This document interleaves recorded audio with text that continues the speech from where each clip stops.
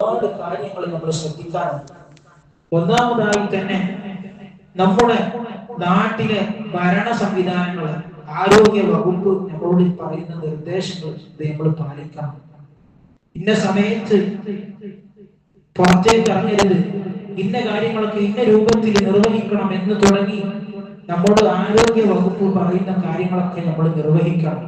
അതിന് നമ്മൾ ഒരു വീഴ്ചയും വരുത്താൻ പാടില്ല.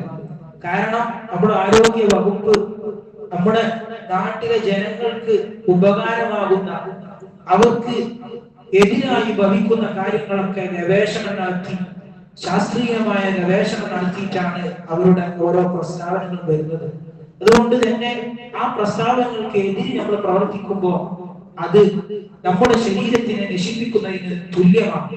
അല്ലാഹു തആല സൂറത്തുൽ ബഖറയിൽ പറഞ്ഞു, ലാ തുൽഖൂ ബിഅയ്ദികും ഇല തഹ്ലുക, നിങ്ങൾ നിങ്ങളുടെ ശരീരത്തിനെ നാശത്തിലേക്ക് കൊണ്ടുപോയി വിടരുത്. ആ ഒരു ആയത്തിൽ പറയുന്ന അതിന്റെ അർത്ഥവ്യാപ്തി നമ്മുടെ ആരോഗ്യത്തിന് ഹാനികരമാകുന്ന ഒരു കാര്യം മുന്നറിയിപ്പായി ലഭിച്ചാൽ മുഅ്മിനിനെ സംബന്ധിച്ചിടത്തോളം അതെല്ലാം പാലിക്കൽ ബാധ്യതയാണ്.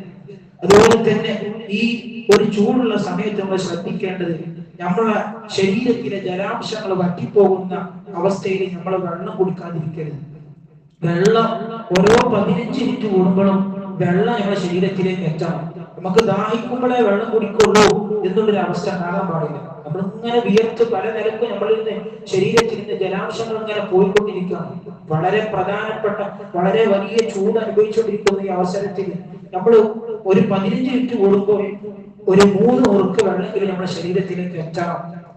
ആ ഒരു കാര്യം നമ്മൾ ചെയ്തിട്ടില്ലെങ്കിൽ ഇന്നത്തെ ഈ ഒരു സാഹചര്യത്തിൽ, ഈ ചൂടിൽ നമുക്ക് പല രോഗങ്ങളും, അത് കാരണം നമ്മുടെ ശരീരത്തിലെ ജലാംശത്തിന്റെ കുറവ് കാരണം പല രോഗങ്ങളും ഉണ്ടാകാൻ സാധ്യതയുണ്ട്. കാരണം ആ കാരണവും എല്ലാവരും, ആ ഒരു കാര്യം എല്ലാവരും ശ്രദ്ധിക്കണം. അതുപോലെ തന്നെ നമ്മൾ ശ്രദ്ധിക്കേണ്ട വളരെ പ്രധാനപ്പെട്ട കാര്യം, വെള്ളത്തിന്റെ അമിതമായ ഉപയോഗത്തിന് നമ്മൾ നിയന്ത്രിക്കണം. ഹബീബായ റസൂലുള്ളാഹി സ്വല്ലല്ലാഹു അലൈഹി വസല്ലം അവിടുന്ന് ഇങ്ങനെ സഅദ് ബിൻ അബീ വഖാസ് റളിയല്ലാഹു അൻഹു അടുത്തുകൂടെ ഇങ്ങനെ നടന്നു പോകുക. മഹാനായ സഅദ് റളിയല്ലാഹു അൻഹു വുളൂ ചെയ്തുകൊണ്ടിരിക്കുക. അപ്പോ മഹാനവരുടെ വുളൂ കണ്ട റസൂലുള്ളാഹി സ്വല്ലല്ലാഹു അലൈഹി വസല്ലം അവിടുന്ന് പറഞ്ഞു, മാ ഹാദ സർഫ്, എന്തൊരു ദുർവിനിയോഗമാണ് എന്ന് മഹാനായ റസൂലുള്ളാഹി പറഞ്ഞപ്പോൾ മഹാനായ സഅദ് റളിയല്ലാഹു അൻഹു അവിടുന്ന് ചോദിച്ചു, നബിയെ, വുളൂയിലും അമിത പ്രവർത്തിക്കുക എന്നുള്ള കാര്യം വുളൂയിലുണ്ടാകും? വുളൂയിൽ പരമാവധി നമ്മൾ 3 വട്ടം കെഴിയിട്ട് നമുക്ക് സംശയം കെഴി നമ്മുടെ അവയവങ്ങൾ പൂർണ്ണമായി നനക്കാനല്ല നോക്കേണ്ടത്. വുളൂയിലും ദുർവിനിയോഗം, അമിത ഉപയോഗം എന്നുള്ള സംഗതി വുളൂയിലുണ്ടോ എന്ന് റസൂലുള്ളാഹിനോട് മഹാനായ സഅദ് റളിയല്ലാഹു അൻഹു ചോദിച്ചപ്പോൾ റസൂലുള്ളാഹി അവിടുന്ന് പറഞ്ഞു, നഅം ഇൻ കുൻത ഫീ നഹ്രിൻ ജാർ, ഒഴുകുന്ന പുഴയിൽ നിന്നാണ് നിങ്ങൾ വുളൂ എടുക്കുന്നതെങ്കിലും അവിടെയും അമിതമായി 3 തവണ കഴുകണം എന്ന് പറഞ്ഞ് 4 വട്ടം കഴുകിയാൽ അത് ഇസ്റാഫാണ്, ദുർവിനിയോഗമാണ് എന്ന് ഹബീബായ റസൂലുള്ളാഹി സ്വല്ലല്ലാഹു അലൈഹി വസല്ലം പറഞ്ഞു. അതുകൊണ്ട് തന്നെ ഏറ്റവും പ്രധാനപ്പെട്ട അമലിൽപ്പെട്ട വുളൂ, അതിൽ വരെ വെള്ളത്തിന്റെ ദുർവിനിയോഗത്തിനെ കുറിച്ച് റസൂലുള്ളാഹി മുന്നറിയിപ്പ് നൽകിയിട്ടുണ്ട്. അതുകൊണ്ട് തന്നെ നമ്മൾ ജീവിതത്തിൽ ഉടനീളം നമ്മൾ വെള്ളത്തിന്റെ ദുർവിനിയോഗത്തിനെ നിയന്ത്രിക്കാൻ ശ്രമിക്കണം. അതുപോലെ പ്രത്യേകിച്ച് ഇന്നത്തെ ഈ സാഹചര്യത്തിൽ നമ്മൾ വെള്ളത്തിന്റെ ദുർവിനിയോഗം പ്രത്യേകമായി നമ്മൾ ശ്രദ്ധിക്കേണ്ട കാര്യമാണ്. അതുപോലെ തന്നെ നമ്മൾ ശ്രദ്ധിക്കേണ്ട മറ്റൊരു കാര്യം, ഈ സമയത്ത് കുടിവെള്ളത്തിനൊക്കെ വളരെ പ്രയാസപ്പെടുന്ന സമയമാണ്. നമ്മുടെ അയൽവാസികൾക്ക് ചിലപ്പോൾ കിണറ്റിൽ വെള്ളം പറ്റിയിട്ടുണ്ടാവും. എന്നാൽ അവർക്ക് കുടിവെള്ളം തടയുന്ന ഒരു അവസ്ഥ നമ്മളുണ്ടായി. നമ്മളെ വീട്ടില് കിണറിൽ വെള്ളം ഉണ്ടെങ്കിൽ നമ്മൾക്ക് പേടി, ഞാൻ ഓർക്കും കൊടുത്താൽ നമ്മളെ വെള്ളം കൂടി പറ്റി പോകുമോ, അങ്ങനെ ഒരു പേടി നമുക്ക് ഉണ്ടാവും. മുഅ്മിനായ മനുഷ്യനെ സംബന്ധിച്ചിടത്തോളം ആ ഒരു പേടി ഉണ്ടാകാൻ പാടില്ല. മുഅ്മിനിനെ സംബന്ധിച്ചിടത്തോളം വെള്ളം എന്നുള്ളത് അത് എല്ലാവരും റസൂലുള്ളാഹി സ്വല്ലല്ലാഹു അലൈഹി വസല്ലമയോട് അവിടുന്ന് സഅദ് റളിയല്ലാഹു അൻഹു ചോദിച്ചു, അഫ്ദലു സദഖ, അഫ്ദലു സദഖ, റസൂൽ നബിയെ, ഏതാണ് ഏറ്റവും ശ്രേഷ്ഠമായ സദഖ?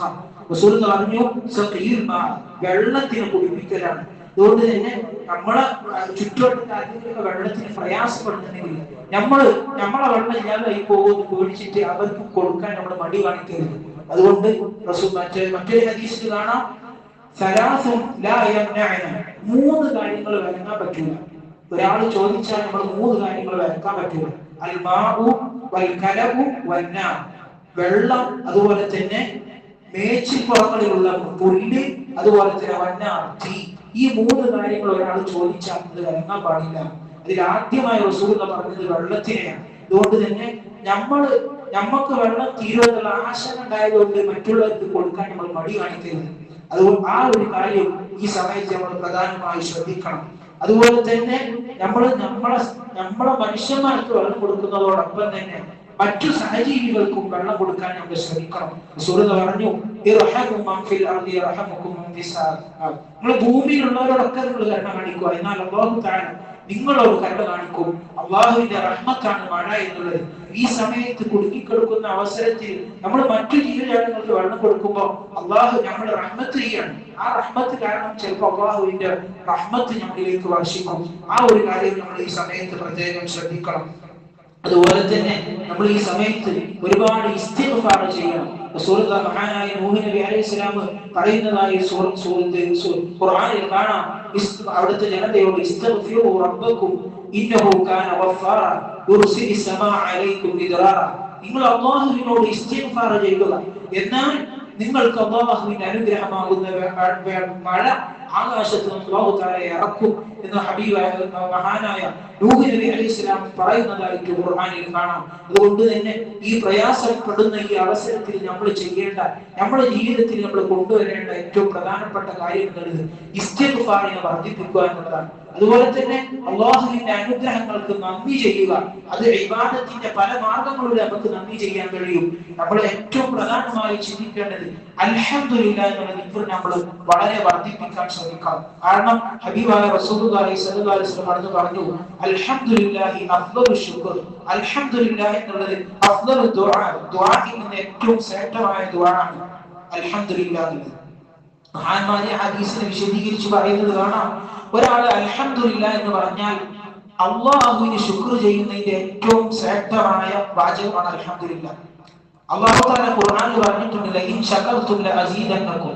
നിങ്ങൾ എനിക്ക് നന്ദി ചെയ്യുക, എന്നാൽ നിങ്ങൾക്ക് ഞാൻ വർദ്ധനവ് നൽകും. അല്ലാഹു തആല ഖുർആനിൽ പറഞ്ഞിട്ടുണ്ട്. അപ്പോൾ നമ്മൾ അൽഹംദുലില്ലാഹ് അങ്ങനെ പറഞ്ഞുകൊണ്ടിരിക്കുന്ന അവസരത്തിൽ നമ്മൾ അറിയാതെ ഒരുപാട് അനുഗ്രഹങ്ങൾ അല്ലാഹു തആല വർദ്ധിപ്പിച്ചു. അതുകൊണ്ട് തന്നെ ഈ പ്രയാസപ്പെടുന്ന ഒരു സാഹചര്യത്തിൽ നമ്മൾ നിസ്കാരം കഴിഞ്ഞാൽ അൽഹംദുലില്ലാഹ് 33 വട്ടം ചൊല്ലുന്നുണ്ട്. അതിന് പുറമെ നമ്മൾ മറ്റു സമയങ്ങളിലേക്കും ഈ ദിക്റിനെ വർദ്ധിപ്പിക്കാൻ ശ്രമിക്കണം. അല്ലാഹു തആല ഈ ഒരു പ്രയാസപ്പെടുന്ന ഈ സമയം അല്ലാഹു തആല നമുക്ക് അല്ലാഹുവിന്റെ റഹ്മത്ത് അല്ലാഹു തആല നമുക്ക് വർഷിപ്പിച്ചു തരുമാറാകട്ടെ. എല്ലാവിധ പ്രയാസങ്ങളും അകറ്റി സന്തോഷവും റാഹത്തും അല്ലാഹു തആല നമ്മുടെ ജീവിതത്തിൽ നൽകുമാറാകട്ടെ. അതുപോലെ തന്നെ ലോകത്തിന്റെ പല ഭാഗങ്ങളിൽ പാവപ്പെട്ട ഒരുപാട് മുഅ്മിനീങ്ങൾ വളരെ പ്രയാസപ്പെടുന്നുണ്ട്. അല്ലാഹു തആല എല്ലാ ലോകത്തിലുള്ള എല്ലാ മുഅ്മിനീങ്ങൾക്കും സമാധാനം അല്ലാഹു തആല നൽകുമാറാകട്ടെ. അതുപോലെ തന്നെ നമ്മുടെ നാട്ടിൽ നമുക്ക് ചില ആശങ്കകളും പ്രതിസന്ധികളൊക്കെ നമ്മൾ ദിവസം ദിനേന കേട്ടുകൊണ്ടിരിക്കുകയാണ്. അല്ലാഹു തആല എല്ലാവിധ ആശങ്കകളും പ്രതിസന്ധികളും അകറ്റി മുഅ്മിനീങ്ങളായ ആളുകൾക്ക് സമാധാനത്തോടുകൂടെ സന്തോഷത്തോടുകൂടെ നമ്മുടെ എല്ലാ കർമ്മങ്ങളും നിർവഹിച്ച് ഇവിടെ ജീവിക്കാൻ, ഖിയാമത്ത് നാൾ വരെ ജീവിക്കാൻ അല്ലാഹു തആല തൗഫീഖ് ചെയ്യുമാറാവട്ടെ. ഇന്ന് ഇവിടെ ഭക്ഷണം നൽകിയത് നമ്മുടെ കണ്ണിയത്ത് ശിഹാബ് എന്നവരാണ്. അവരുടെ ഉമ്മയും അതുപോലെ തന്നെ ജ്യേഷ്ഠൻ കണ്ണിയത്ത് നസ്റുല്ലാ മുസ്ലിയാർ ഇവരൊക്കെ മരണപ്പെട്ടിട്ടുണ്ട്. അതുപോലെ തന്നെ രണ്ട് അളിയന്മാർ അബ്ദുൽ ഗഫാർ അബ്ദുൽ സഖാഫ് ഇങ്ങനെ രണ്ട് അളിയന്മാരും മരണപ്പെട്ടിട്ടുണ്ട്. അല്ലാഹു തആല അവരുടെ കുടുംബത്തിൽ നിന്ന് മരണപ്പെട്ട എല്ലാവരുടെയും ഹദറത്തിലേക്ക് ഈ സദസ്സിന്റെ സന്തോഷത്തിൽ അവർ നൽകിയ സദഖയുടെ പ്രതിഫലത്തിന് അല്ലാഹു തആല എത്തിച്ചു കൊടുക്കട്ടെ. അവരുടെ മനസ്സിലുള്ള ആഗ്രഹങ്ങൾ, ആവശ്യങ്ങൾ, ഉദ്ദേശങ്ങൾ അല്ലാഹു തആല നിറവേറ്റി കൊടുക്കട്ടെ. പ്രയാസങ്ങൾ, ബുദ്ധിമുട്ടുകൾ, വിഷമങ്ങൾ, പ്രതിസന്ധികൾ അല്ലാഹു തആല പരിഹരിച്ചു കൊടുക്കട്ടെ. അതുപോലെ തന്നെ ഉപ്പാക്ക് സുഖമില്ല, അല്ലാഹു തആല ഉപ്പാക്ക് പരിപൂർണ്ണ ആഫിയത്ത് നൽകുമാറാവട്ടെ. ഉപ്പാന്റെ എല്ലാ ക്ഷീണങ്ങളും തളർച്ചകളും എല്ലാം ഈ സദസ്സിന്റെ ബർക്കത്തുകൊണ്ട് അല്ലാഹു തആല മാറ്റി കൊടുക്കുമാറാവട്ടെ. അതുപോലെ തന്നെ നമ്മളെ മുനീർക്ക അദ്ദേഹത്തിന്റെ അമ്മോഷൻ കഴിഞ്ഞ ദിവസം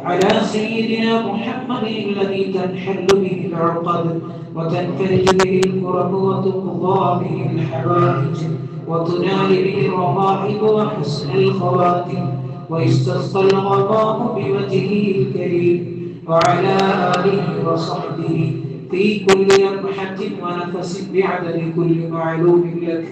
اللهم صل صلاة كاملة وسلم سلاما تاما على سيدنا محمد الذي تنحل به العقد وتنفرج به الكرب وتقضى به الحوائج وتنال به الرغائب وحسن الخواتم ويستسقى الغمام بوجهه الكريم وعلى آله وصحبه في كل لمحة ونفس بعدد كل معلوم لك. اللهم صل صلاة كاملة وسلم سلاما تاما على سيدنا محمد الذي تنحل به العقد وتنفرج به الكرب وتقضى به الحوائج وتنال به الرغائب وحسن الخواتم ويستسقى الغمام بوجهه الكريم وعلى آله وصحبه في كل لمحة ونفس بعدد كل معلوم لك.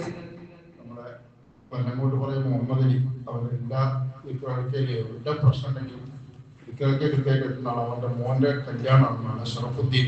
നമ്മുടെ സ്ഥാപനത്തിൽ പഠിച്ച കുട്ടിയാണ്. പ്രത്യേകിച്ച് കല്യാണമൊക്കെ റാഹത്തിലാവാൻ വേണ്ടി ദുആ ചെയ്യണം. സദസ്സിന് ദുആഇന് മുമ്പ് സദസ്സിലുള്ള എല്ലാവരും കയ്യിലുള്ള ചെറിയൊരു ഹദിയ കൊടുത്തു. സല്ലല്ലാഹു അലൈഹി വസല്ലം